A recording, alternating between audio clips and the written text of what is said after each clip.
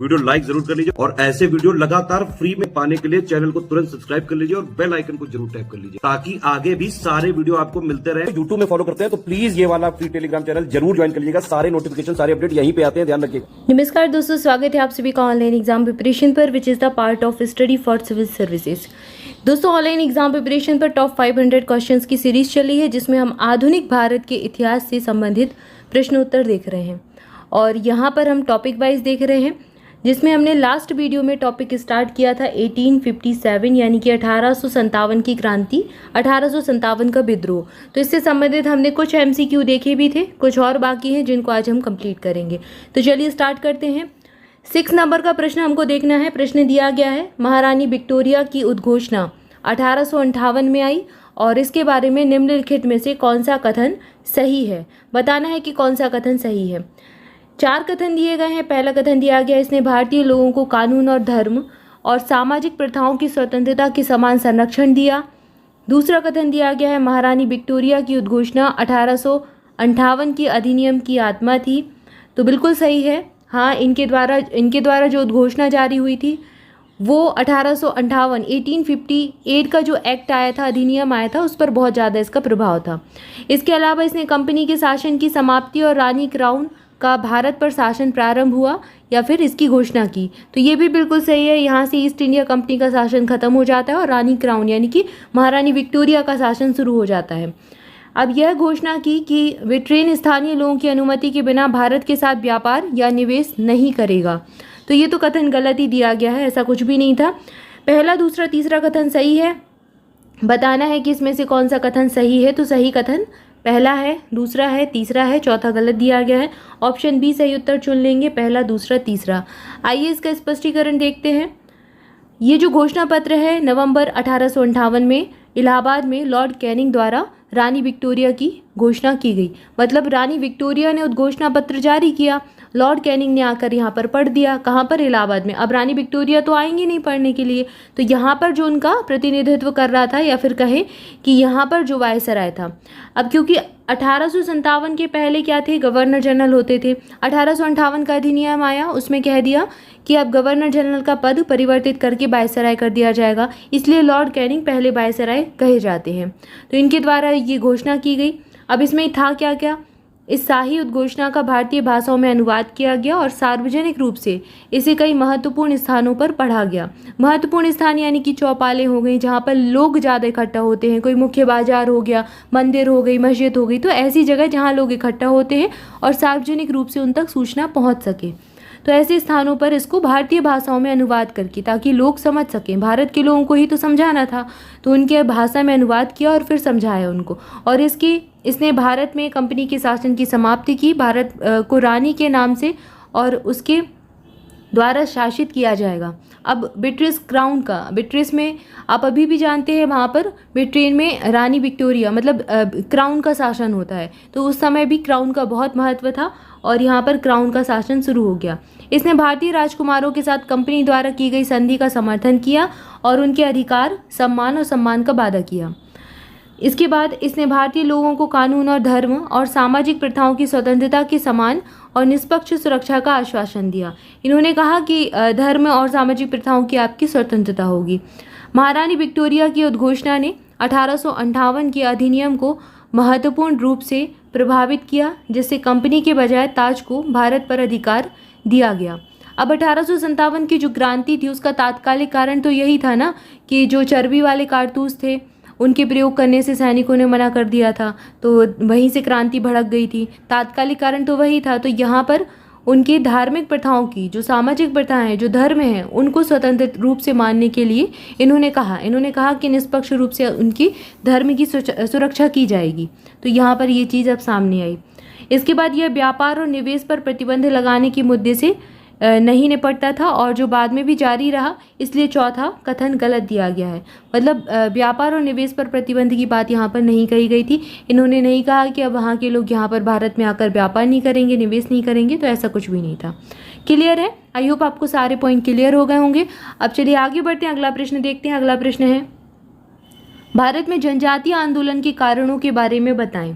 3 कथन दिए गए हैं। पहला कथन है, आदिवासी क्षेत्रों के बाहरी लोगों के प्रवेश की दिशा में पहले से मौजूद प्रवृत्तियों का व्यवसायीकरण और मजबूती।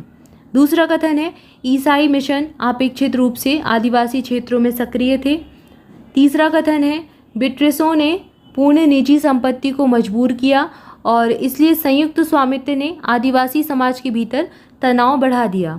अब यहाँ पर बताना है कि नीचे दिए गए कोड का उपयोग करके सही उत्तर चुनना है। अब यहाँ 4 कोड दिए गए हैं, बताना है जैसे केवल 1, 2 और 3 कौन सा कथन सही दिया गया है। तो यहाँ पर तीनों ही कथन सही दिए गए हैं, पहला भी सही है, दूसरा भी सही है और तीसरा भी सही है, इसलिए हम डी वाला कोड चुन लेंगे। और ये पैटर्न एग्जाम में बहुत पूछा जाता है, इसलिए इसकी प्रैक्टिस आपको कर कर चलना है। आइए स्पष्टीकरण देखते हैं। मैदानों के बाहरी लोगों ने डिकुओं को बुलाया और उन्हें झारखंड के संथालों से नफरत थी। ईसाई मिशनरी कई जनजातीय क्षेत्रों विशेष रूप से बिहार और असम की जो पहाड़ियां हैं वहाँ पर सक्रिय थे। अब यहाँ पर ईसाई मिशनरी तो सक्रिय हो ही जाते हैं क्योंकि इन्होंने क्या किया, धर्म परिवर्तन करवाने का काम किया। इन्होंने जनजातीय क्षेत्रों में इनको एक्टिव किया, ईसाई मिशनरियों को, धर्म परिवर्तन करवाया गया। ठीक है ना, जैसे अभी मणिपुर में भी आप देख रहे हैं मणिपुर में हिंसा कितनी ज़्यादा भड़क रही है। वहाँ पर भी पहले आज़ादी के पहले यही हुआ था। अंग्रेज़ों ने देखा कि यहाँ पर अच्छे खासे स्रोत हैं, यहाँ पर अच्छी चाय मिलती है, व्यापार अच्छा कर सकते हैं, तो वहाँ पर जाकर इन्होंने क्या किया, ईसाई मिशनरियों को एक्टिव कर दिया और वहाँ के जो कुछ धर्म जनजातियाँ थीं जो कि वैष्णव धर्म से संबंधित भी थीं और कुछ हिंदू धर्म को मानती थी, कुछ मुस्लिम धर्म को भी मानती थी, उनका धर्म परिवर्तन करा के उनको ईसाई बना दिया। ठीक है, और उनको SC ST कैटेगरी में भी डाल दिया। और कुछ वैष्णव थे, उनको कैटेगरी का लाभ नहीं मिल सका। तो यही सब हिंसा के कारण बनते जा रहे हैं। तो यहाँ पर ये एक्टिव थी और इनके द्वारा परिवर्तन का काम चल ही रहा था। ये शिक्षा और सामाजिक परिवर्तनों की कुछ बातें करते थे, लेकिन अक्सर एक दिलचस्प किस्म की प्रतिक्रियाओं को उकसाते थे, जिनमें शत्रुता के साथ साथ कुछ ईसाई सिद्धांतों का उपयोग करने का प्रयास भी शामिल था। ये कहते थे कि हम आपको शिक्षित करेंगे, ठीक है ना, और सामाजिक परिवर्तन करेंगे, तो ऐसे वादे करते थे, लोगों को प्रलोभन देंगे। अब लोग ऐसे ही तो धर्म परिवर्तन नहीं करेंगे, ठीक है ना, आप दिखाएंगे कि आपके धर्म में कितनी अच्छी चीज़ें हैं, क्या अच्छा है, ठीक है, कि आपके दुख दूर हो जाए। तो इस तरीके की चीज़ें ये करते थे और फिर उकसाते भी थे उनको। छोटा नागपुर में खूंट कट्टी संयुक्त स्वामित्व की एक प्रणाली थी जिसे ब्रिटिशों ने गंभीर असंतोष को उकसाया था।